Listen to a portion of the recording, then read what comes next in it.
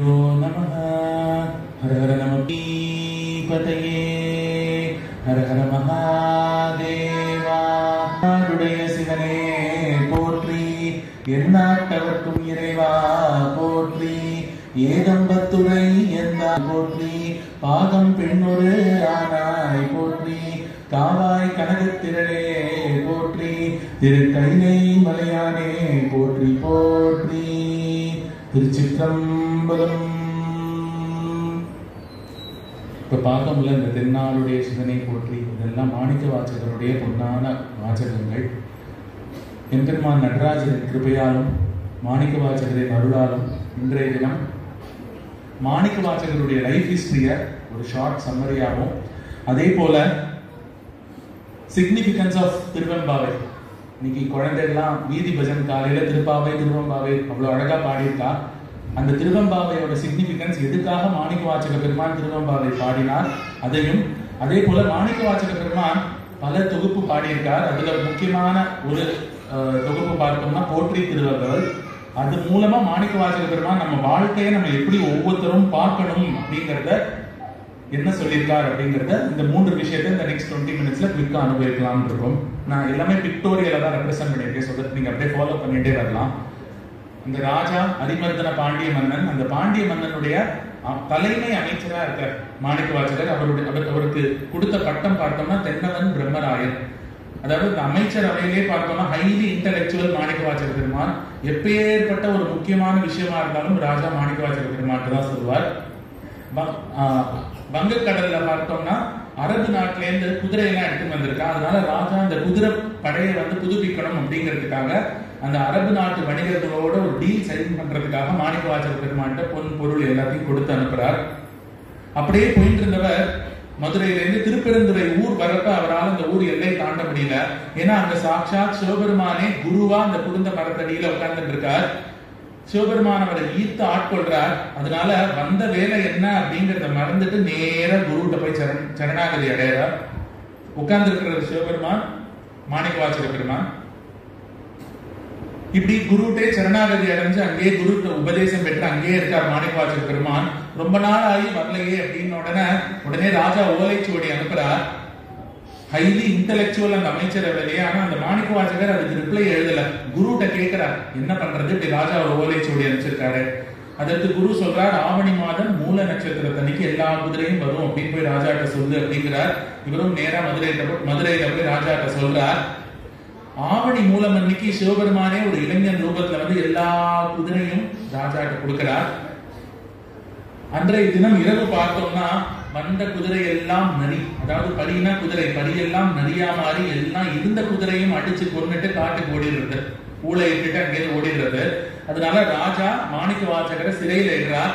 அடுத்த நாள் பார்த்தோம்னா வைகை ஆற்றுல ஆவணி மாதம் தண்ணி இல்ல, வைகை ஆற்றுல சுடு மணல்ல மாணிக்க வாசக பெருமான நிறுத்தி வைக்கிறார். இத பார்த்து அந்த சுடு மணல்ல மாணிக்க வாசகருடைய பாதம் அந்த சூடு தாங்காதே அப்படிங்கிறதுக்காக அது அந்த சிவபெருமானுக்கு கொடுக்கல. உடனே வைகை ஆற்றுல பெருவெள்ளம் பெருக்கெடுத்து ஓடுறது. உடனே சிவபெருமானே அங்க ஒரு கூலியாளா அந்த வந்திங்கிற பாட்டிட்ட பிட்டுக்கு மண் சுமக்கிறேன் அப்படின்னு சொல்லி அந்த பாட்டிட்ட இருந்து பிட்டு வாங்கி சாப்பிடுறார்.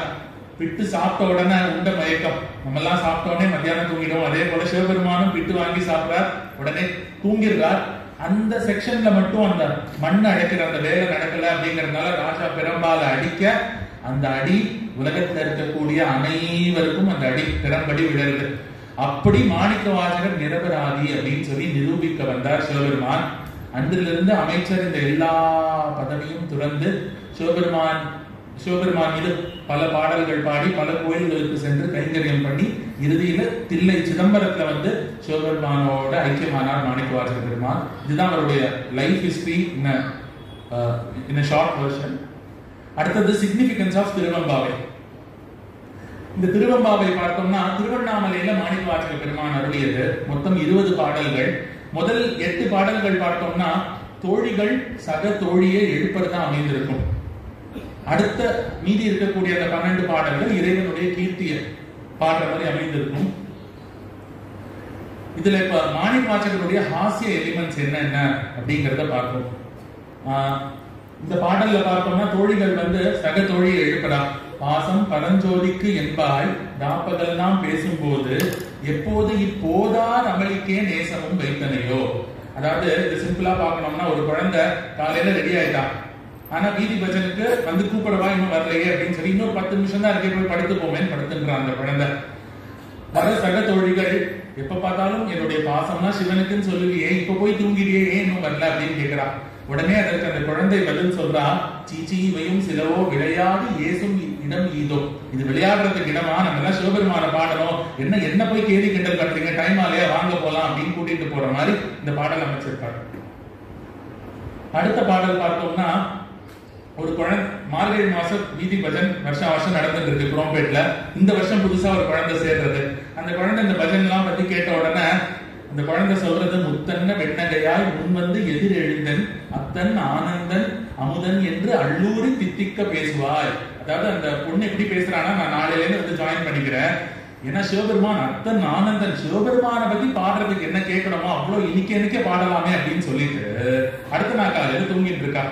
அதனால நீ வந்து வாசகதவை திறக்க மாட்டியா அப்படின்னு தோழிகள் எழுப்புற மாதிரியும், அதற்கு அந்த தோழி சொல்றா, புத்தடியோம் புண்மை தீர்த்து ஆட்கொண்டா கொள்ளாதோ. நான் இன்னைக்குதான் ஃபர்ஸ்ட் உங்களோட சத்சங்கத்துல சேர்றேன், அதனால என்னோட தப்பை ஏத்துட்டு என்ன இன்னைக்கு ஆட்கொள்ளக்கூடாதா அப்படின்னு சொல்லி கேட்கிற மாதிரி இந்த பாடல் அமைஞ்சிருக்கும். அடுத்த பாடல் பார்த்தோம்னா, தோழிகள் வந்து எழுப்புறா, உனக்கு இன்னும் விடியலையா, நீ இன்னும் தூங்கிட்டு இருக்கேன். அதற்கு உள்ளே இருந்து அந்த படுத்துட்டு இருக்கிற அந்த சக தோழி என்ன சொல்றான்னா, வண்ண கிளி மொழியார், அதாவது கிளி போன்ற குரல்ல சொல்றா, எல்லோரும் வந்தாரோ, எல்லாரும் வந்துட்டானா சொல்லு, நான் வரேன். இது நம்ம வீட்டுல அன்றாடம் பார்ப்போம். அண்ணா எந்திரிச்சாச்சா, அண்ணா எந்திரிச்சோன்னா என்ன எழுப்பு, அண்ணா குளிக்க போனோன்னு என்ன எழுப்பு, இப்படிலாம் வந்து நம்ம எல்லா பேரண்ட்ஸுமே இது வந்து வீட்டுல கேட்கிற அந்த ஒரு ரெகுலர் இதுதான். அதான் இங்க சொல்றா, அந்த பொண்ணு வண்ண கிளி மொழியார் எல்லாரும் வந்தாச்சா அப்படின்னு கேட்கிறா. உடனே நம்ம எண்ணி சொல்லுவோம் எல்லாரும் வந்துட்டா, ஆனா அது என்றதுக்கு நம்ம இல்ல, நம்ம சிவபெருமான வணங்குறதுக்காக இந்த மார்கழி மாசத்துல இருக்கோம் அப்படின்னு சொல்லி எழுப்பறதா அமைஞ்சிருக்கும். அதாவது அவர் 8th செஞ்சுரியில எழுதின பாடல்கள் இன்றைய தினம் இன்னைக்கும் வந்து சிக்னிபிகன்ஸ், நம்ம இன்னைக்கும் அந்த ரிலவன்ஸ் பார்க்க முடியும். ஐம் ஷூர் இங்க இருக்க எல்லா பேரண்ட்ஸ்க்கும் வந்து இந்த ரிலவன்ஸ் நல்லாவே புரியும். இப்ப இந்த திருவம்பாவை பாடலை எதுக்காக மாணிக்கவாசக பெருமான் பாடுறார்? அதாவது சக்தியை வியந்து பாடியது அப்படின்னு சொல்லி நமக்கு குறிப்பிருக்கும். அதை எப்படி சிம்பிளா புரிஞ்சுக்கிறது அப்படிங்கிறத பார்க்கணும். நம்ம எல்லாருக்குமே தெரியும், நம்ம ஹியூமன் பாடியை இயக்கிறதுக்கு பலவிதமான எனர்ஜி தேவை. அதாவது நம்ம பாடியிலே பார்த்தோம்னா தெர்மல் எனர்ஜி, நேச்சுரலா ஒரு டெம்பரேச்சர் இருக்கும். அதே போல வந்து நம்ம மூச்சு சுவாசம் பண்ணுவோம், அதே போல எக்ஸஸ் டெம்பரேச்சர் ஆன ஸ்வெட் வரும். ஸோ நம்ம பாடியில நேச்சுரலாவே ஒரு தெர்மல் எனர்ஜி உண்டு. அதே போல பார்த்தோம்னா கெமிக்கல் எனர்ஜி, நம்ம சாப்பிட்ற சாப்பாடு டைஜஸ்ட் ஆகி அது குளுக்கோஸாவோ எதுவோ நம்மளுக்கு வந்து உடம்புல அது வந்து அதுதான் சக்தி கொடுக்கறது.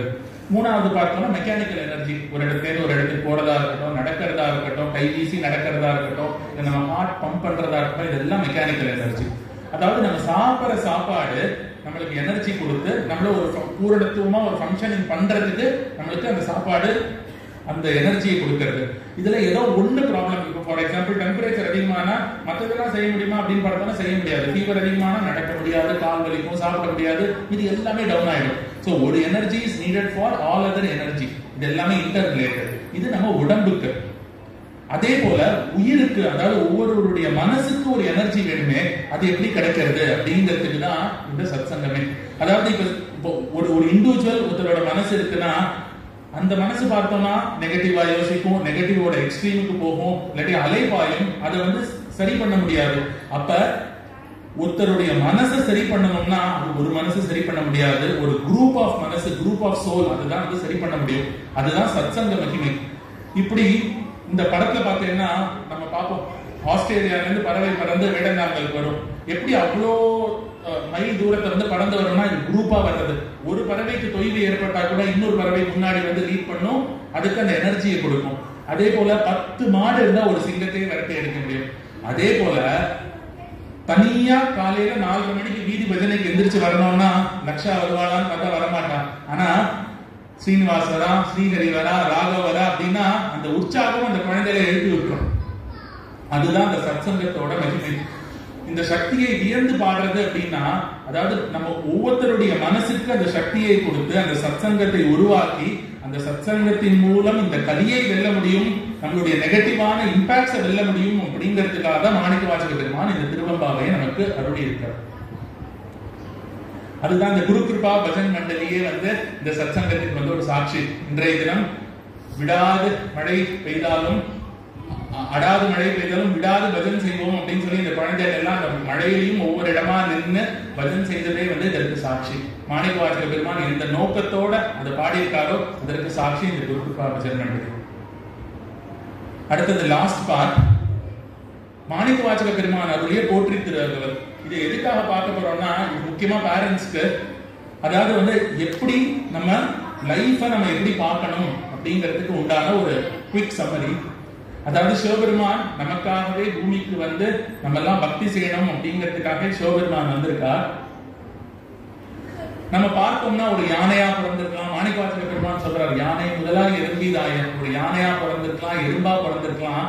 ஆனா அதெல்லாம் இல்லாம சுவாமி நம்மளுக்கு எப்படி அனுகிரகம் பண்ணியிருக்காருன்னா, ஒரு அம்மாவின் வயிற்றில் ஒரு கருவாக ஒரு மனிதனாக பிறப்பதற்குண்டான அந்த அனுகிரகத்தை சிவபெருமான் நமக்கு பண்ணியிருக்கார்.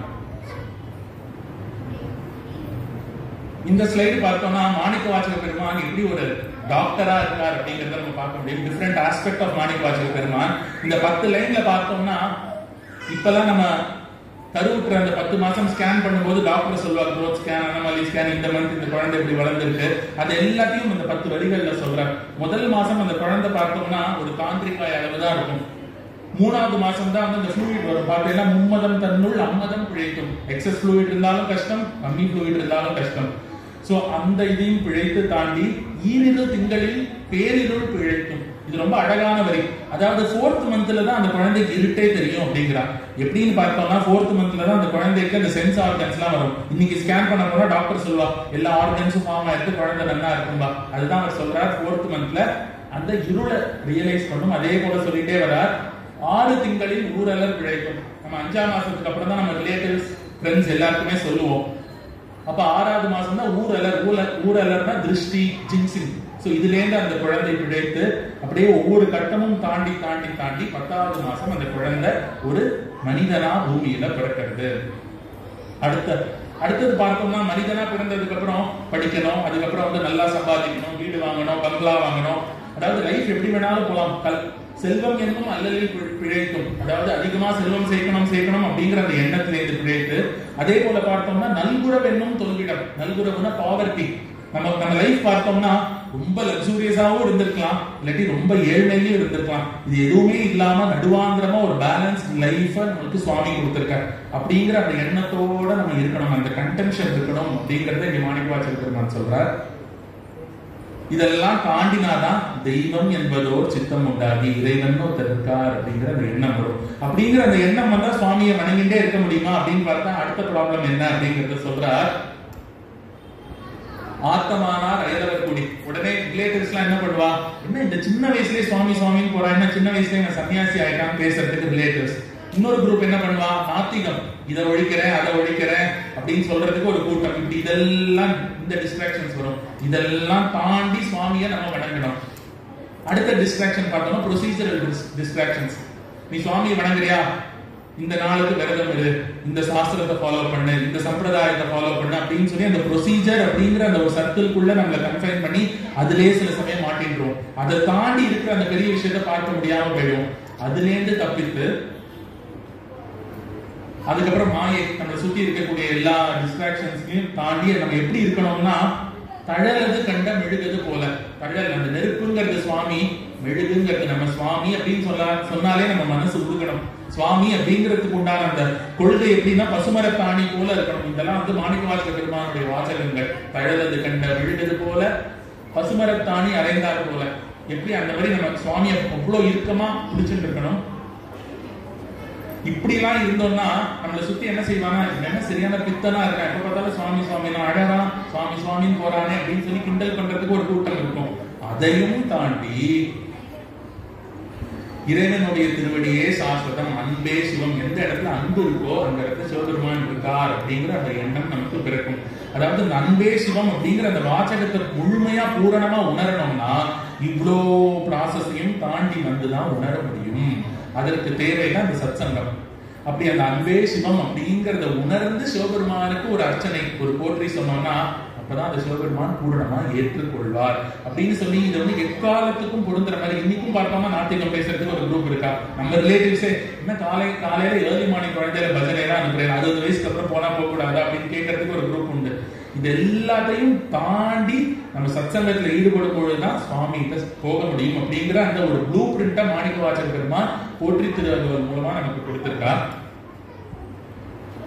இதோட குவிக் சம்மரி, அதாவது நம்ம ஏதாவது யானையா பிறந்திருக்கலாம், எறும்பா பிறந்திருக்கலாம், அதுல தப்பிச்சு பர்த் காம்ப்ளிகேஷன்ஸ் இல்லாம பிறந்து பணம் சேர்க்கணும் அப்படிங்கிற அந்த எண்ணத்துல இருந்து தப்பித்து, வறுமையிலும் வாடாம அதுல இருந்து தப்பித்து, அதே போல வந்து கடவுள் அப்படிங்கிற அந்த எண்ணம் வந்து நம்ம சுற்றி இருக்கக்கூடிய சுற்றத்தார்லேருந்து தப்பித்து, ப்ரொசீஜரல் டிஸ்ட்ராக்ஷன்ஸ்லேருந்து தப்பி, மாயையிலேருந்து தப்பி, நம்மளை சுற்றி கிண்டல் பண்ற அந்த கூட்டத்திலேருந்து தப்பி, அதுக்கப்புறம் தான் அன்பே சிவம் அப்படிங்கிற அந்த நிலையை அடைய முடியும், அந்த நடராஜ பெருமான அடைய முடியும் அப்படிங்கிறத பேர்பட்ட ஒரு பெரிய ஒரு விஷயத்த மாணிக்கவாசக பெருமான் போற்றி திருவள்ளுவர் அப்படிங்கிற அந்த பாடல் மூலமா நமக்கு கொடுக்கிறார்.